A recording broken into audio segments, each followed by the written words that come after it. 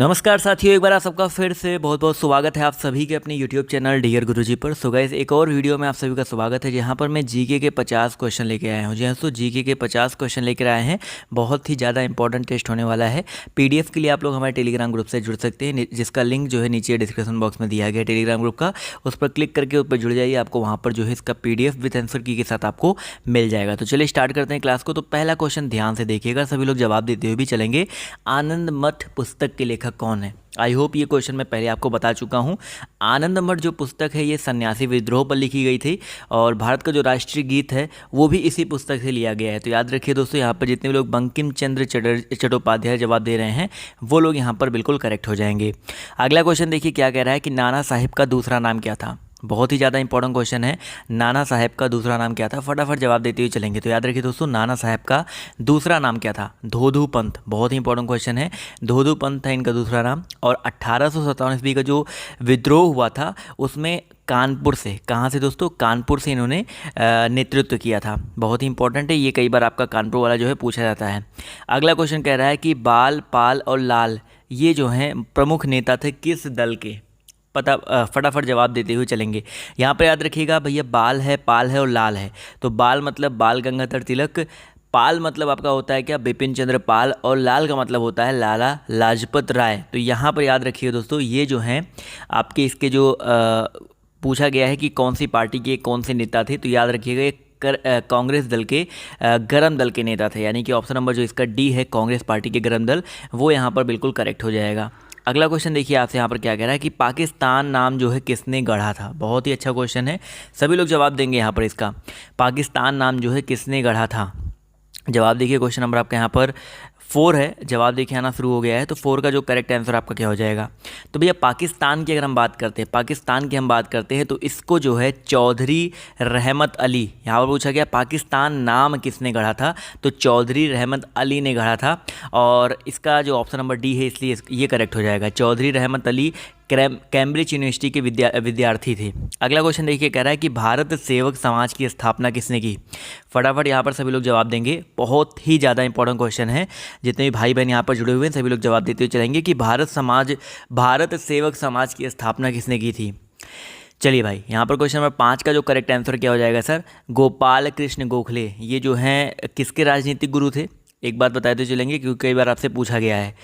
जो गोपाल कृष्ण गोखले थे महात्मा गांधी जी के राजनीतिक गुरु भी थे। तो याद रखिए दोस्तों, यहाँ पर इन्होंने भारत सेवक समाज की स्थापना की थी। अगला क्वेश्चन देखिए आपसे क्या कह रहा है कि गांधी जी ने अखिल भारतीय स्तर पर सत्याग्रह आंदोलन किस वर्ष आरंभ किया? चलिए क्वेश्चन नंबर 6 है, सभी लोग जवाब देते हुए चलेंगे कि गांधी जी ने अखिल भारतीय स्तर पर सत्याग्रह आंदोलन किस वर्ष में आरंभ किया था? तो याद रखिए दोस्तों 1919 में, यानी कि 1919 ईस्वी में दोस्तों गांधी जी ने अखिल भारतीय स्तर पर सत्याग्रह आंदोलन जो है स्टार्ट किया था। क्वेश्चन नंबर 7 है, सभी लोग फटाफट यहाँ पर जवाब देंगे। बहुत ही ज़्यादा अच्छा क्वेश्चन है कि बारदोली सत्याग्रह निम्नलिखित में से किस व्यक्ति से जुड़ा है? बारदोली सत्याग्रह के बारे में पूछा गया है यहाँ पर। क्वेश्चन नंबर आपका यहाँ पर 7 है। जवाब देखिए 7 का आना शुरू हो गया है। तो याद रखिए दोस्तों, 7 का जो करेक्ट आंसर आपका हो जाएगा सरदार वल्लभ भाई पटेल। जी हाँ दोस्तों, सरदार वल्लभ भाई पटेल जी की बात करते हैं तो यहाँ पर बारदोली सत्याग्रह जो है इन्हीं से संबंधित है। अगला क्वेश्चन देखिए आपसे यहाँ पर क्या कह रहा है कि खाद्य प्रोटीन के 2 सबसे प्रमुख या सबसे समृद्ध स्रोत कौन से हैं? सबसे समृद्ध का मतलब क्या होता है? सबसे ज़्यादा जिसमें हो।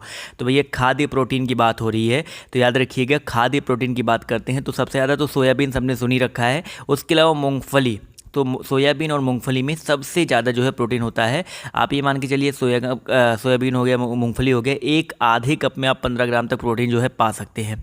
अगला क्वेश्चन देखिए आपसे यहाँ पर क्या कह रहा है, ध्यान से देखिएगा कि जो मूत्र का पीला रंग होता है वो किसकी मौजूदगी के कारण होता है?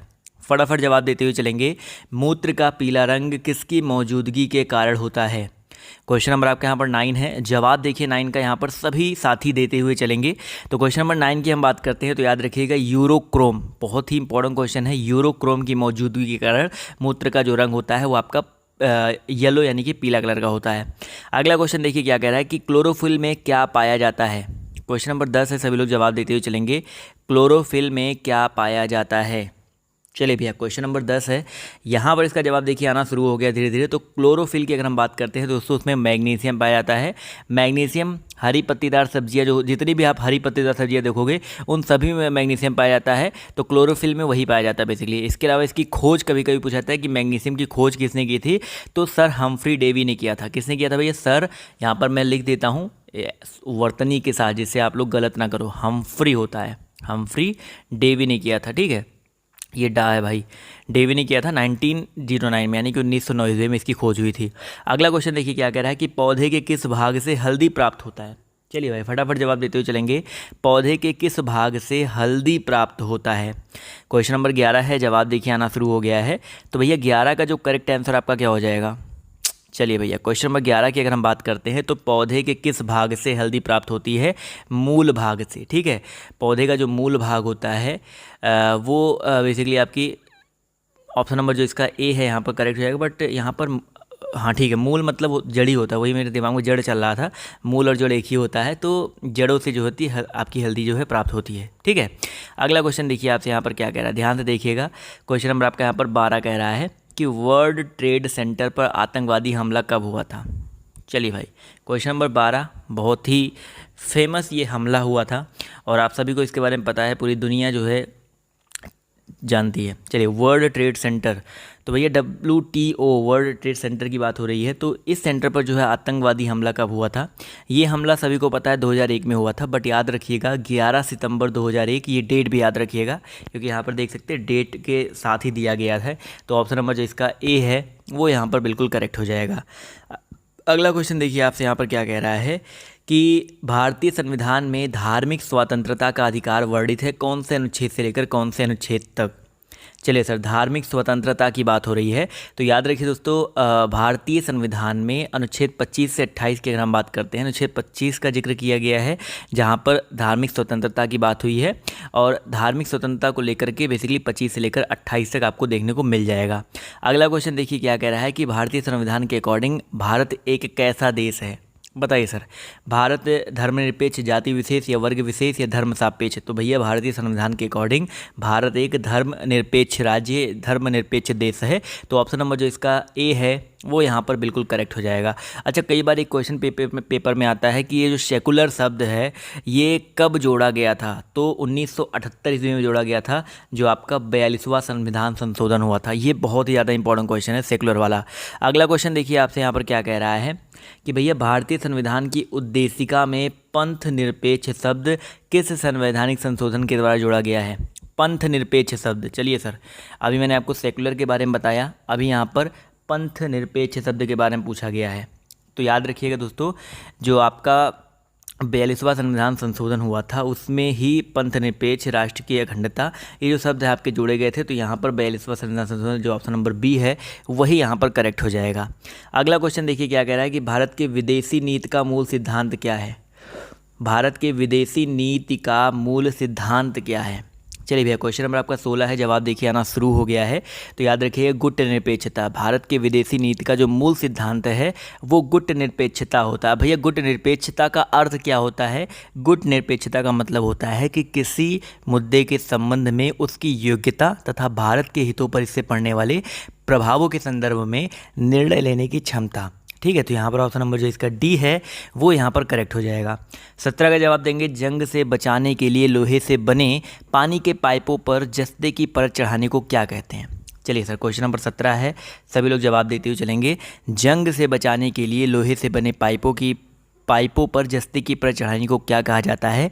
तो याद रखिए दोस्तों, इसको कहा जाता है यसदीकरण। बहुत ही ज़्यादा इंपॉर्टेंट क्वेश्चन है। क्या कहा जाता है भैया? यसदीकरण कहा जाता है।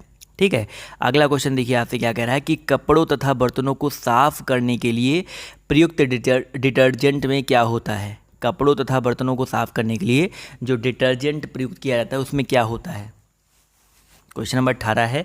तो याद रखिए दोस्तों, इसमें बेसिकली आपका होता है सोडियम कार्बोनेट। ठीक है, क्या होता है दोस्तों? आपका सोडियम कार्बोनेट होता है। तो ऑप्शन नंबर जो इसका बी है वो यहाँ पर बिल्कुल करेक्ट हो जाएगा। इसका रासायनिक सूत्र होता है Na2CO3। ठीक है, अगला क्वेश्चन देखिए कह रहा है कि पॉलीथीन बनता है, क्वेश्चन नंबर 19 है, सभी लोग जवाब देते हुए चलेंगे। पॉलीथीन जो है बनता है किससे बनता है? क्वेश्चन नंबर 19 जवाब देखिए यहाँ पर आना शुरू हो गया है। तो भैया पॉलीथीन दो पदार्थों से बनता है, एक आपका होता है एथिलीन और एक आपका होता है वेंजिल्डिहाइड। इसके मिश्रण से बनता है उच्च दाब पर। तो ऑप्शन नंबर जो इसका ए है एथिलीन, वो यहाँ पर बिल्कुल करेक्ट हो जाएगा। अगला क्वेश्चन देखिए क्या कह रहा है कि विटामिन B2 का अन्य नाम क्या है। विटामिन B2 का अन्य नाम बताइए, फटाफट जवाब देते हुए सभी साथी यहाँ पर देते हुए चलेंगे। विटामिन B2, तो याद रखिए दोस्तों विटामिन B2 की अगर हम बात करते हैं तो इसका एक अन्य नाम क्या है, राइबोफ्लेविन है। तो ऑप्शन नंबर जो इसका सी है वो यहाँ पर बिल्कुल करेक्ट हो जाएगा। चलिए अगला क्वेश्चन देखिए आपसे यहाँ पर क्या कह रहा है, ध्यान से समझिएगा, ध्यान से देखिएगा कि बाल गंगाधर तिलक ने किसे अपना राजनीतिक गुरु कहते थे। बाल गंगाधर तिलक जो है किसे अपना राजनीतिक गुरु कहते थे, ये क्वेश्चन पूछा गया है। तो भैया क्वेश्चन नंबर हम बात करते हैं 21 के बारे में। तो बाल गंगाधर तिलक स्वामी विवेकानंद जी को, किसको दोस्तों, स्वामी विवेकानंद जी को अपना गुरु मानते थे। चलिए अगला क्वेश्चन देखिए क्या कह रहा है कि भूदान आंदोलन किसने स्टार्ट किया था। भूदान आंदोलन जो है किसने प्रारंभ किया था। क्वेश्चन नंबर 22 है। 22 का जवाब जो है क्या हो जाएगा, 22 का जो करेक्ट आंसर है आपका हो जाएगा विनोबा भावे। जी हाँ दोस्तों, भूदान आंदोलन जो है संत विनोबा भावे द्वारा 1951 ईस्वी में स्टार्ट किया गया था। और ये स्वैच्छिक भूमि सुधार आंदोलन था और बेसिकली बहुत ही ज़्यादा मतलब सक्सेस ये मान सकते हैं कि लोगों ने भी इसका सपोर्ट किया था, बहुत सक्सेस आंदोलन था ये। अगला क्वेश्चन देखिए कह रहा है कि आज़ाद हिंद फौज का गठन जो है कब हुआ था। आज़ाद हिंद फौज, बताइए सर इसका जो गठन है कब हुआ था। आज़ाद हिंद फौज की अगर हम बात करते हैं, देखिए दो यहाँ पर एक काफ़ी लोग को कन्फ्यूजन रहता है, बट मैं यहाँ पर क्लियर कर देना चाहूँगा। 1942 में हुआ था। भारत को अंग्रेज़ों के कब्जे से स्वतंत्र कराने के लिए आज़ाद हिंद फौज का जो है गठन हुआ था और इसकी संरचना रास बिहारी बोस ने जापान की सहायता से टोक्यो में की थी। ठीक है, तो ये आज़ाद हिंद फौज का गठन 1942 में हुआ था। अगला क्वेश्चन देखिए आपसे यहाँ पर क्या कह रहा है कि निम्नलिखित में से कौन सा राजनीतिक अधिकार नहीं है। क्वेश्चन नंबर 24 है और सभी को बताते हुए चलना है यहाँ पर कौन सा जो है आपका राजनीतिक अधिकार नहीं है। चलिए सर, मत देने का अधिकार एक राजनीतिक अधिकार है।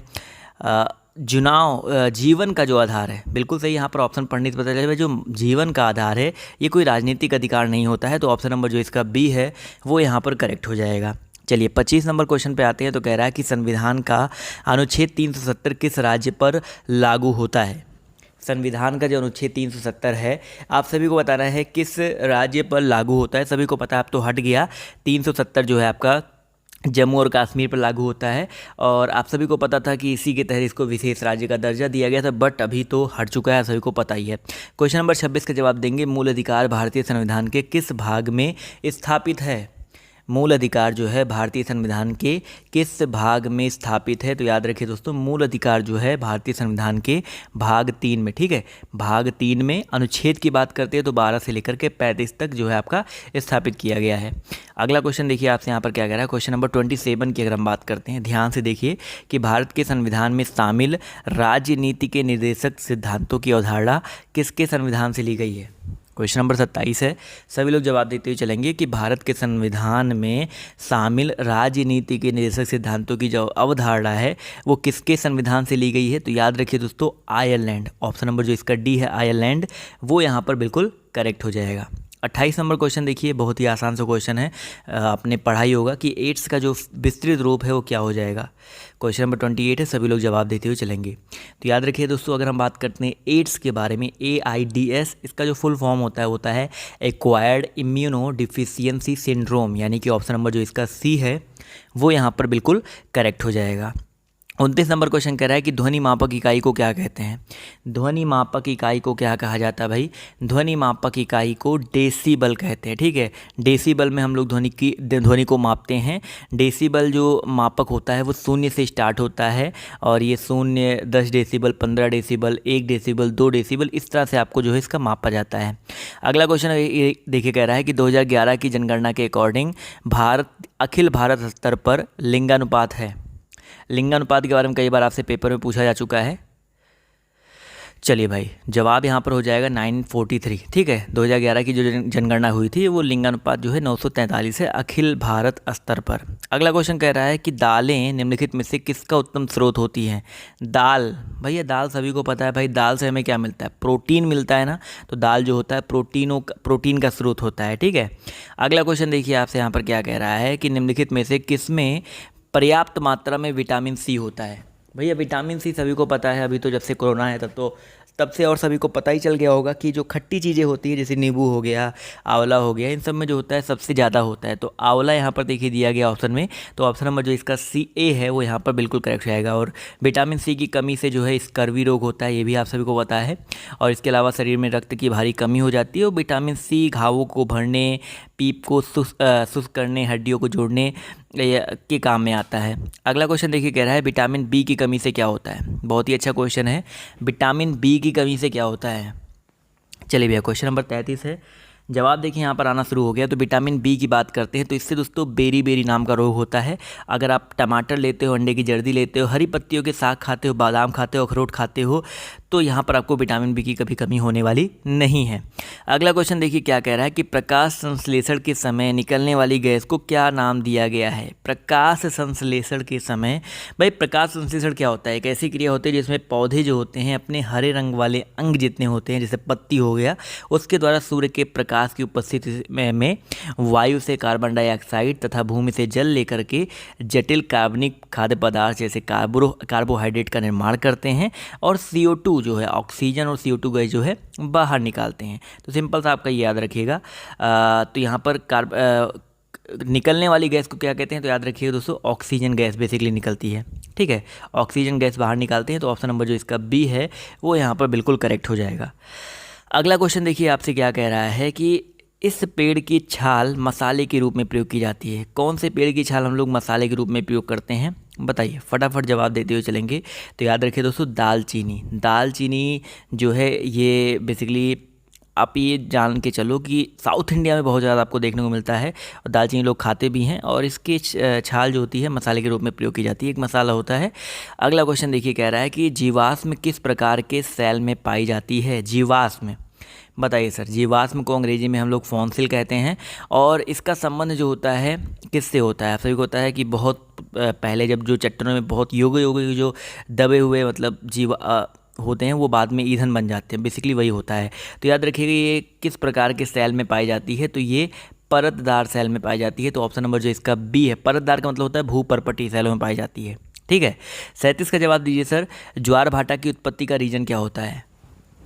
ज्वार भाटा की उत्पत्ति का जो मेन रीजन है वो आपका क्या होता है। क्वेश्चन नंबर 37 से जवाब देखिए आना शुरू हो गया। तो भैया ज्वार भाटा जो है चंद्रमा और सूर्य के पृथ्वी पर गुरुत्वाकर्षण बल द्वारा खिंचाव के कारण उत्पन्न होता है।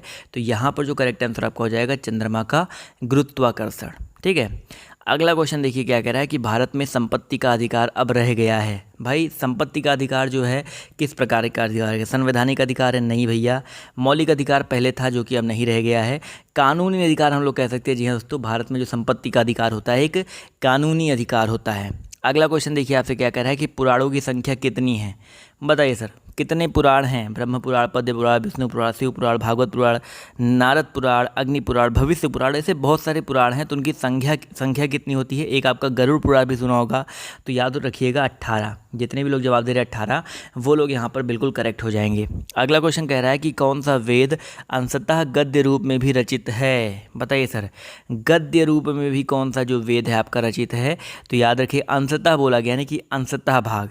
तो 40 का जो करेक्ट आंसर आपका हो जाएगा यजुर्वेद। ठीक है, हिंदू धर्म में 4 ग्रंथ हैं और ऋग्वेद और के बाद ऋग्वेद होता है, यजुर्वेद होता है, अथर्ववेद होता है, सामवेद होता है। ठीक है, अगला क्वेश्चन देखिए आपसे यहाँ पर क्या कह रहा है कि उज्जैन का प्राचीन नाम क्या था।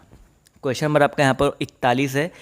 यहाँ पर इसका जो करेक्ट आंसर आपका क्या हो जाएगा। जितने भी साथी जुड़े हुए हैं सभी लोग के जवाब यहाँ पर आने चाहिए। भैया उज्जैन का प्राचीन नाम क्या था। तो उज्जैन का जो प्राचीन नाम था वो अवंतिका था। ठीक है, तो अवंतिका, ऑप्शन नंबर जो इसका ए है वो यहाँ पर बिल्कुल करेक्ट हो जाएगा। अगला क्वेश्चन देखिए आपसे यहाँ पर क्या कह रहा है कि मीनाक्षी मंदिर जो है आपका कहाँ पे स्थित है। मीनाक्षी मंदिर जो है आपका कहाँ पर स्थित है? चलिए सर, मीनाक्षी मंदिर, मीनाक्षी अम्मा मंदिर या देवी पार्वती और भगवान शिव जी को समर्पित है ये मंदिर, और ये बेसिकली आपका मदुरई में स्थित है। कहाँ पे दोस्तों? मदुरई में स्थित है। तो ऑप्शन नंबर जो इसका बी है वो यहाँ पर बिल्कुल करेक्ट हो जाएगा। अगला क्वेश्चन देखिए, कह रहा है कि अनवर ए सुहेली ग्रंथ किसका अनुवाद है? बताइए, अनवर ए सुहेली ग्रंथ जो है किसका अनुवाद है? क्वेश्चन नंबर 43 है। जवाब देखिए यहाँ पर 43 का आना शुरू हो गया है। तो याद रखिए दोस्तों, ये जो है अनवर ए सुहेली ग्रंथ जो है पंचतंत्र सभी को पता है, और ये अनवर ए सुहेली बेसिकली फ़ारसी में इसका अनुवाद किया गया था, और इसके अनुवाद को सम्राट अकबर ने करवाया था। ठीक है, तो ऑप्शन नंबर जो इसका ए है वो यहाँ पर बिल्कुल करेक्ट हो जाएगा। अगला क्वेश्चन देखिए, आपसे यहाँ पर कह रहा है कि नीति आयोग का पदेन अध्यक्ष कौन होता है? नीति आयोग का पदेन अध्यक्ष कौन होता है? क्वेश्चन नंबर आपके यहाँ पर 44 है। जवाब देखिए यहाँ पर आना शुरू हो गया। तो भैया नीति आयोग का जो पदेन अध्यक्ष होता है, बेसिकली नीति आयोग पहले योजना आयोग के नाम से इसको जाना जाता था, अब नीति आयोग हो गया है NITI, national institute for transforming India. तो इसके जो अध्यक्ष होते हैं वो भारत के प्रधानमंत्री होते हैं। तो ऑप्शन नंबर जो इसका सी है वो यहाँ पर बिल्कुल करेक्ट हो जाएगा। अगला क्वेश्चन देखिए, कह रहा है कि भारत में फेरा का स्थान ले लिया है।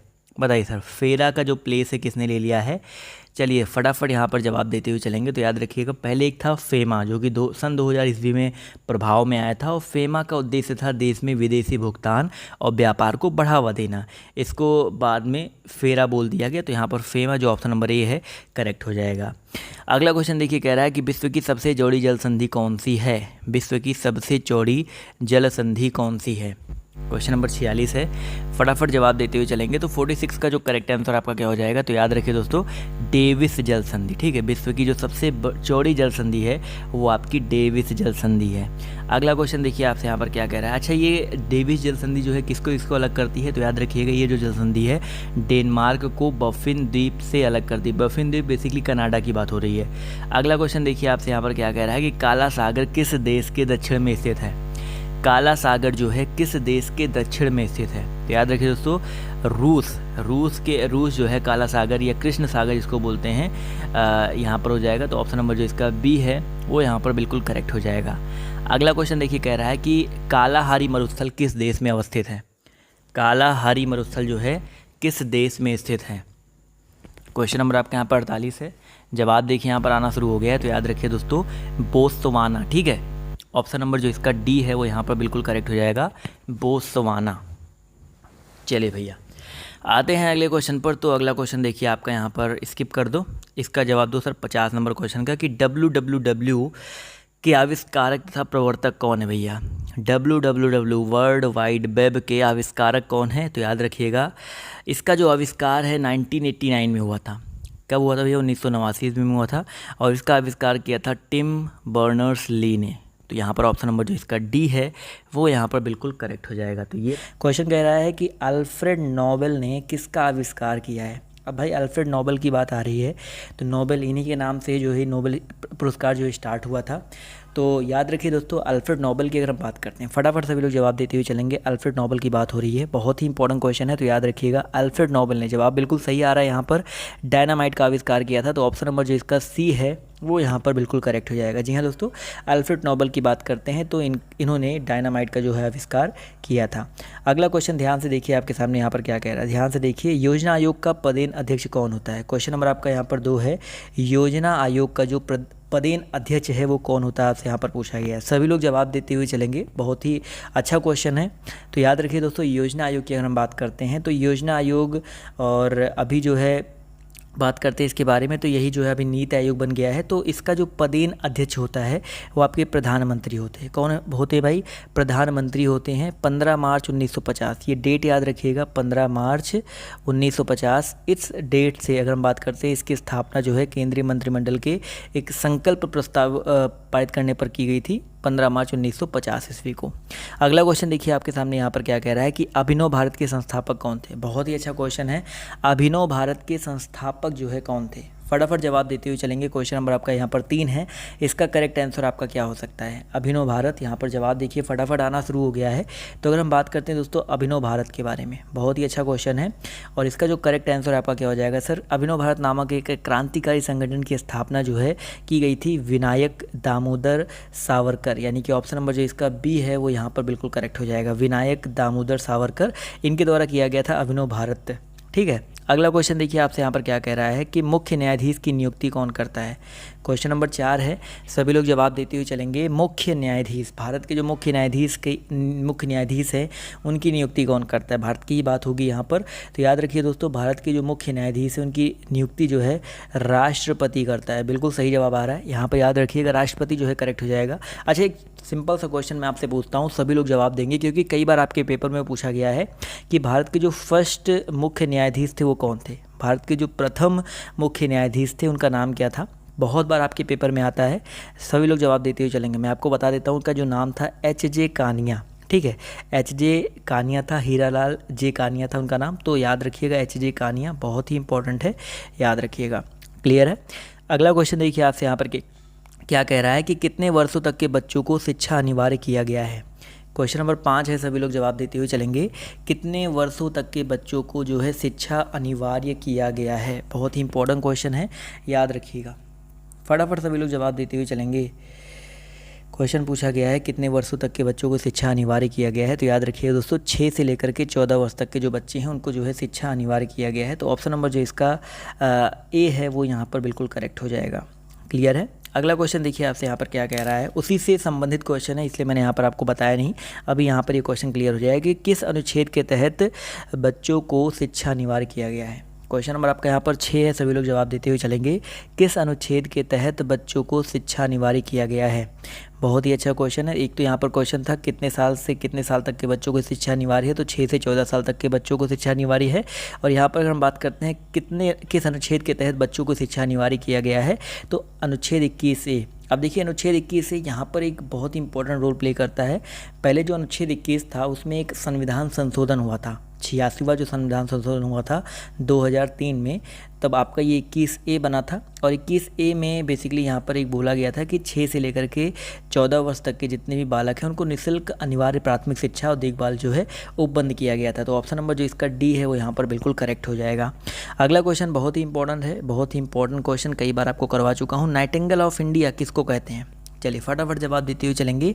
नाइटिंगेल ऑफ इंडिया जो है किसे कहा जाता है, यहाँ पर जवाब देते हुए चलेंगे। तो याद रखिए दोस्तों, नाइटिंगेल ऑफ इंडिया की बात करते हैं तो नाइटिंगेल ऑफ इंडिया जो है सरोजनी नायडू जी को कहा जाता है। जी हाँ दोस्तों, नाइटिंगेल ऑफ इंडिया जो है सरोजनी नायडू जी को कहा जाता है। बहुत ही ज़्यादा इंपॉर्टेंट क्वेश्चन है। क्लियर है? चलिए,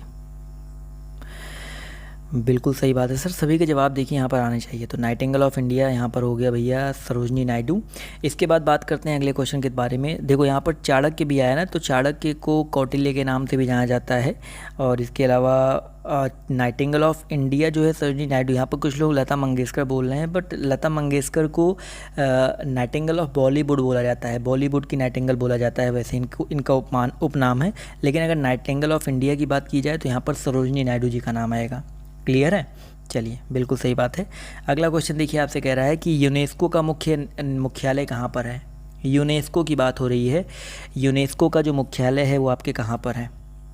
फटाफट जवाब देते हुए चलेंगे। बहुत ही अच्छा क्वेश्चन है, यूनेस्को का मुख्यालय, बहुत ही अच्छी बात है। सब जवाब देखिए यहाँ पर सभी के आना शुरू हो गए। तो यहाँ पर कुछ लोग का जवाब जिनेवा आ रहा है, भैया जिनेवा आ रहा है, लेकिन यहाँ पर यूनेस्को की बात हो रही है। UNESCO, संयुक्त राष्ट्र शैक्षिक वैज्ञानिक तथा सांस्कृतिक। तो इसकी स्थापना 1946 में हुई थी। और भैया यूनेस्को की जो मुख्यालय है वो पेरिस में है, ना कि आपका जिनेवा में। पेरिस कहाँ पड़ता है? फ्रांस में पड़ता है। बहुत ही इंपॉर्टेंट है, याद रखिएगा। अगला क्वेश्चन देखिए आपसे यहाँ पर क्या कह रहा है कि राष्ट्रपति किस अनुच्छेद के तहत लोकसभा को भंग कर सकता है? क्वेश्चन नंबर 9 है, सभी लोग जवाब देते हुए चलेंगे। राष्ट्रपति जो है किस अनुच्छेद के तहत लोकसभा को भंग कर सकता है? बहुत ही अच्छा क्वेश्चन, बहुत ही प्यारा क्वेश्चन। और जवाब देखिए यहाँ पर आना शुरू हो गया है। तो अगर हम बात करते हैं राष्ट्रपति के बारे में, दोस्तों जो राष्ट्रपति है वो आपके अनुच्छेद 85B के तहत, जी हाँ दोस्तों, अनुच्छेद 85B के तहत लोकसभा को भंग कर सकता है। तो ऑप्शन नंबर जो इसका ए है वो यहाँ पर बिल्कुल करेक्ट हो जाएगा। अगला क्वेश्चन बहुत ही आसान सा क्वेश्चन है। कुचिपुड़ी पूछा गया है कहाँ का नृत्य है। क्वेश्चन नंबर आपका 10 है और सभी लोग जवाब देते हुए चलेंगे। जो आपका कुचिपुड़ी है वो कहाँ का नृत्य है। क्वेश्चन नंबर 10 जवाब देखिए 10 का यहाँ पर आना शुरू हो गया। वो बहुत ही अच्छी बात है सर। कुचिपुड़ी जो है बिल्कुल सही जवाब आ रहा है सर। आंध्र प्रदेश का शास्त्रीय नृत्य है। तो ऑप्शन नंबर जो इसका बी है वो यहाँ पर बिल्कुल करेक्ट हो जाएगा। ठीक है, अगला क्वेश्चन देखिए आपसे यहाँ पर क्या कह रहा है कि प्रसार भारतीय का अध्यक्ष कौन होता है। क्वेश्चन नंबर आपका यहाँ पर 11 है। सभी लोग जवाब देते हुए चलेंगे। प्रसार भारतीय का अध्यक्ष कौन होता है या कौन है। चलिए सर फटाफट जवाब देते हुए चलेंगे। प्रसार भारतीय पूछा गया है, मुझे कुछ समझ नहीं आ रहा है। अगर प्रसाद भारती पूछा गया होता तो इस क्वेश्चन को अभी स्किप कर दो क्योंकि ये बहुत पुराना क्वेश्चन है। तो ये इसमें तो कोई भी आंसर आपका करेक्ट नहीं होगा। यहाँ पर प्रसार भारती समझ नहीं आ रहा मुझे। प्रसाद भारती एक होता है वो तो मुझे समझ में आता है। ठीक है, प्रसाद भारती तो मुझे समझ में आता है, लेकिन यहाँ पर पूछा गया है प्रसार भारतीय। चलो इसको स्किप कर दो। अगला क्वेश्चन देखो आपसे यहाँ पर क्या कह रहा है कि राज्यसभा और लोकसभा का संयुक्त अधिवेशन कौन बुलाता है। राज्यसभा और लोकसभा का पूछा गया है यहाँ पर। जो आपका संयुक्त अधिवेशन है वो कौन बुलाता है। क्वेश्चन नंबर 12 है। सभी लोग जवाब देते हुए चलेंगे। तो याद रखिए दोस्तों, यहाँ पर राज्यसभा और लोकसभा की बात हो रही है। तो यहाँ पर याद रखिएगा अनुच्छेद 108 बहुत ही ध्यान से समझिएगा। अनुच्छेद 108 की अगर हम बात करते हैं तो इसके अकॉर्डिंग जो राष्ट्रपति होता है, कौन होता है भाई, जो राष्ट्रपति होता है वो संयुक्त अधिवेशन को बुला सकता है। ठीक है, अगला क्वेश्चन देखिए कह रहा है कि सत्यार्थ प्रकाश जो है किस भाषा में लिखी गई है। सत्यार्थ प्रकाश के बारे में पूछा गया है, किस भाषा में लिखी गई है। फटाफट जवाब देते हुए चलेंगे। क्वेश्चन नंबर आपका यहाँ पर जो 13 है, इसका करेक्ट आंसर क्या हो सकता है। तो याद रखिए दोस्तों, यहाँ पर अगर हम बात करते हैं सत्यार्थ प्रकाश के बारे में तो सत्यार्थ प्रकाश पुस्तक के लेखक दोस्तों आपकी दयानंद सरस्वती जी हैं। कौन है भैया, दयानंद सरस्वती। बहुत ही इंपॉर्टेंट है, याद रखिएगा, दयानंद सरस्वती जी हैं। इसके अलावा अगर हम बात करते हैं कि इसकी जो भाषा है कौन सी है, तो भैया इसकी भाषा हिंदी भाषा है। तो ऑप्शन नंबर जो इसका ए है वो यहाँ पर बिल्कुल करेक्ट हो जाएगा। अगला क्वेश्चन देखिए आपसे कह रहा है कि 2020 विश्व कप के भारतीय टीम के कप्तान कौन थे। अब देखो 2020 विश्व कप ये बेसिकली उस टाइम का करंट अफेयर है, पुराना क्वेश्चन है, तो अभी इसको स्किप कर देंगे क्योंकि भैया जब पूछा गया होगा तो महेंद्र सिंह धोनी भी हो सकते थे, लेकिन अभी करंट की बात करते हैं तो 2020 विश्व कप में जो भी होंगे वो आपके विराट कोहली होंगे कि विराट कोहली को जो नया कैप्टन है बनाया गया, तो इसको अभी स्किप कर देंगे। अगला क्वेश्चन देखिए पूछा गया है कि भाखड़ा नागल बांध परियोजना किस नदी पर स्थित है। भाखड़ा नागल बांध परियोजना जो है किस नदी पर स्थित है। मोस्ट रिपीटेड क्वेश्चन मान सकते हैं इसको। जी हाँ दोस्तों, मोस्ट रिपीटेड क्वेश्चन है और बहुत ही अच्छा क्वेश्चन है। सभी लोग जवाब देते हुए चलेंगे। क्वेश्चन नंबर 15 है। जवाब देखिए यहाँ पर आना शुरू हो गया है। तो याद रखिए दोस्तों, भाखड़ा नागल बांध परियोजना जो है आपका सतलज नदी पर है। कौन सी नदी पर है दोस्तों, आपका सतलज नदी पर है। तो ऑप्शन नंबर जो इसका ए है वो यहाँ पर बिल्कुल करेक्ट हो जाएगा। चलिए आते हैं अगले क्वेश्चन पर। तो अगला क्वेश्चन देखिए आपसे यहाँ पर क्या कह रहा है कि 55वें फिल्म समारोह में कौन सी फिल्म सर्वश्रेष्ठ चुनी गई। क्वेश्चन नंबर 16 है और ये भी आपका पुराना क्वेश्चन है। वैसे इस क्वेश्चन को भी आप स्किप कर सकते हैं, करंट अफेयर मैं आपको अलग से करवा रहा हूँ तो उसकी टेंशन मत लीजिएगा। ठीक है, तो यहाँ पर उस समय का क्वेश्चन था, 55वां पूछा गया है तो उस समय कांचीवरम था। ठीक है, इसको स्किप कर दीजिए। अगला क्वेश्चन देखिए क्या कह रहा है, उसी से क्वेश्चन नंबर 17 कह रहा है कि द्रोणाचार्य पुरस्कार किस क्षेत्र में दिया जाता है। सभी लोग जवाब देते हुए चलेंगे। द्रोणाचार्य पुरस्कार है तो याद रखिए दोस्तों, द्रोणाचार्य पुरस्कार जो है खेल प्रशिक्षण में दिया जाता है। खेल प्रदर्शन में नहीं दोस्तों, खेल प्रशिक्षण में दिया जाता है, क्योंकि द्रोणाचार्य कौन था भाई, गुरु थे ना, तो गुरु जो है प्रशिक्षण देते हैं, तो खेल प्रशिक्षण यहाँ पर याद रखिएगा। जल्दी जल्दी क्वेश्चन को खत्म करते हैं। सीमांत गांधी के नाम से किसे जाना जाता है, बताइए सर। सीमांत गांधी के नाम से जो है किसे जाना जाता है, फटाफट जवाब देते हुए चलेंगे। तो याद रखिए भैया, सीमांत गांधी की अगर हम बात करते हैं तो यहाँ पर जो करेक्ट आंसर आपका हो जाएगा खान अब्दुल गफ्फार खान। बिल्कुल सही बात है सर, इनको सीमांत गांधी के नाम से जाना जाता था। अगला क्वेश्चन बहुत ही ज़्यादा इंपॉर्टेंट है कि प्रथम पंचवर्षीय योजना कब लागू किया गया था। पहला जो पंचवर्षीय योजना है कब लागू किया गया था, तो याद रखिएगा 1951। बहुत ही इंपॉर्टेंट, बस इतना याद रखो 1951। और यहाँ पर चारों ऑप्शन 1 अप्रैल ही दिया गया है, तो यहाँ पर ऑप्शन नंबर जो इसका सी है 1 अप्रैल 1951 वो यहाँ पर बिल्कुल करेक्ट हो जाएगा। अगला क्वेश्चन, www का पूरा नाम क्या है भाई। www.google.com, facebook.com, youtube.com आप सभी ने देखा होगा। तो ये जो स्टार्टिंग का www होता है उसका पूरा नाम क्या होता है, फटाफट जवाब देते हुए चलेंगे। तो याद रखिए दोस्तों, www का जो पूरा नाम होता है वर्ल्ड वाइड वेब होता है, यानी कि ऑप्शन नंबर जो इसका डी है वो यहाँ पर बिल्कुल करेक्ट हो जाएगा। अगला क्वेश्चन देखते हैं आपसे यहाँ पर क्या कह रहा है। ईसीजी का प्रयोग जो है किसी गतिविधि दर्ज करने के लिए किया है। क्वेश्चन पूछा जाना चाहिए था कि ईसीजी का प्रयोग किसकी गतिविधि दर्ज करने के लिए किया जाता है। चलिए सर फटाफट जवाब देते हुए चलेंगे। ईसीजी का प्रयोग जो है किसकी गतिविधि दर्ज करने के लिए किया जाता है। जवाब देखिए यहाँ पर आना शुरू हो गया है। तो याद रखिए दोस्तों, ईसीजी की अगर हम बात करते हैं तो ईसीजी इलेक्ट्रोकार्डियोग्राफ इसका फुल फॉर्म होता है और ये हृदय की गति को जो है दर्ज करता है। क्लियर है। अगला क्वेश्चन देखिए आपसे यहाँ पर क्या कह रहा है कि उच्च न्यायालय के न्यायाधीशों की नियुक्ति कौन करता है। क्वेश्चन नंबर 22 है, सभी लोग जवाब देते हुए चलेंगे। उच्च न्यायालय के न्यायाधीशों की नियुक्ति जो है आपका कौन करता है। क्वेश्चन नंबर आपका यहाँ पर 22, जवाब देखिए यहाँ पर आना शुरू हो गया है। तो याद रखिए दोस्तों, 22 का जो करेक्ट आंसर है आपका क्या हो जाएगा, राष्ट्रपति। बिल्कुल सही बात है सर। उच्च न्यायालय के न्यायाधीशों की नियुक्ति कौन करता है दोस्तों, राष्ट्रपति करता है। तो यहाँ पर जितने भी लोग जवाब दे रहे हैं ऑप्शन नंबर डी, वो लोग यहाँ पर बिल्कुल करेक्ट हो जाएंगे। क्लियर है। चलिए अगला क्वेश्चन देखिए आपसे यहाँ पर क्या कह रहा है कि भारतीय नागरिक के कितने मौलिक कर्तव्य होते हैं। क्वेश्चन नंबर 23 से सभी लोग जवाब देते हुए चलेंगे। भारतीय नागरिक के कुल कितने मौलिक कर्तव्य होते हैं। फटाफट सभी लोग जवाब देते हुए चलिएगा। बहुत ही अच्छा क्वेश्चन है। जवाब देखिए यहाँ पर आना शुरू हो गया है। तो याद रखिए दोस्तों, अगर हम बात करते हैं भारतीय नागरिक के बारे में, तो भारतीय नागरिक के टोटल मौलिक कर्तव्यों की संख्या कितनी है। मूल अधिकार, मौलिक कर्तव्य दोनों अलग अलग होता है। ठीक है। चलिए सर, वैसे जब भारतीय संविधान में पहले तो 11 मूल कर्तव्य थे, एक 42वां संशोधन हुआ था, उसमें एक आपका एक और मूल कर्तव्य जोड़ा गया था। ठीक है। बताइए सर, फटाफट जवाब देते हुए चलेंगे। चलिए बिल्कुल सही जवाब आ रहा है सर। भारतीय नागरिक के लिए कुल कितने मौलिक कर्तव्य है, टोटल आपके 11 हैं। ठीक है। चलिए अगला क्वेश्चन देखिए आपसे यहाँ पर क्या कह रहा है, ध्यान से देखिए। क्वेश्चन नंबर आपका यहाँ पर 24 कह रहा है कि स्वर्ण मंदिर की स्थापना किसने की थी। स्वर्ण मंदिर की जो स्थापना है किसने की थी, फटाफट जवाब देते हुए चलेंगे।